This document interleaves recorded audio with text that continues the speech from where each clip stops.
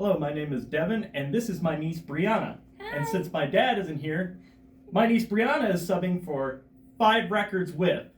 So we're going to get started here, and we're going to get started with one with a really strange cover. Brianna, what do you think of this one? Oh, wow. Well, if you see here, this is what I'm looking at. And what this reminds me of is Dungeons and Dragons. All of this. This looks like a big boss battle.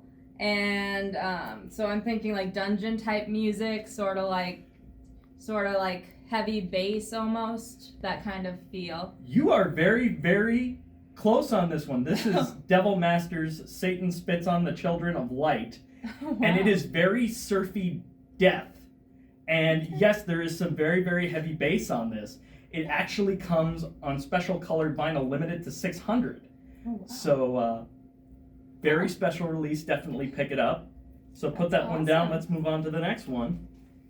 What do you think of this one right here? This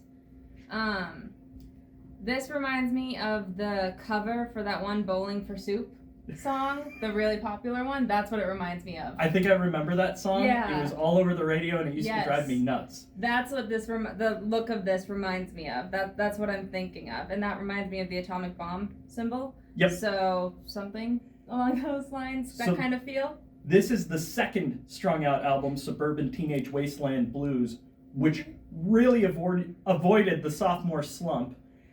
This is the remastered version, but funny thing about this, only about 75% of this is remastered because they couldn't find one of the tapes. But it is definitely the superior version. It sounds fantastic. There is not a bad song on it. And for an album made in 1996, it still holds up. It is amazing. So let's move on to the next one. Oh, Bad Religion. I mean, both of you guys are big fans of Bad Religion, so I kind of recognize the sound of it, and I'm pretty familiar with it. I know this is a good one.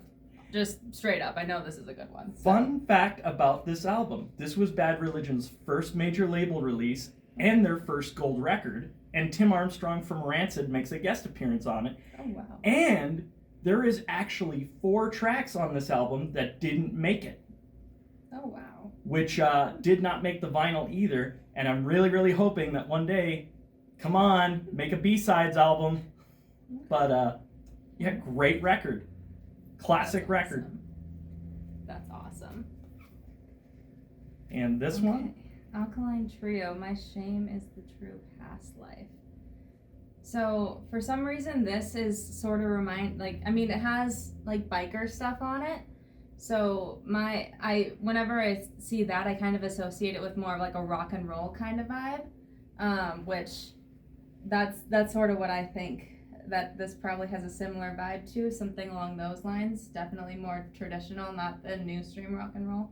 Well, you're not wrong. And I know you're a big My Chemical Romance fan. Yeah. And these guys were actually really close-knit with them. Oh, they used to play shows with them and stuff all the time. They're one of the original 90s Chicago bands like the Lawrence Arms. Okay. And this album is actually My Shame is True, but played live in its entirety at the Metro on colored vinyl. And it's a fantastic album. Some would say that this is one of the Alkaline Trio's best new albums. I think it's the only album that's still in print of theirs, too. So that's definitely really worth checking out. That's really cool. And here is the grand finale. Okay.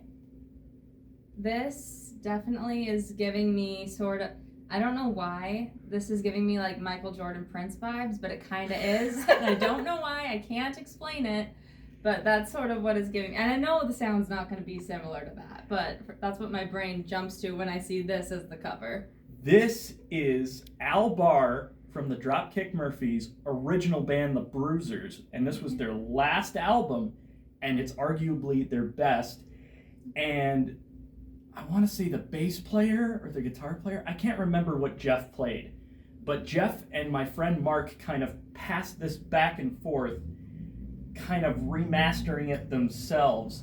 And this is the remastered version, and it is one of the best and most underappreciated records of the 90s. So if anyone wants to hear where Al really cut his teeth, before he played on Do or Die, this is it. Oh, And wow. it is just an amazing record with amazing songs. So I was off with the Prince vibe. Very much off with the Prince vibe. I figured as much. That's awesome. So thank you for watching, and have a great day, and come in and visit us. Come in and get some of these records, or more.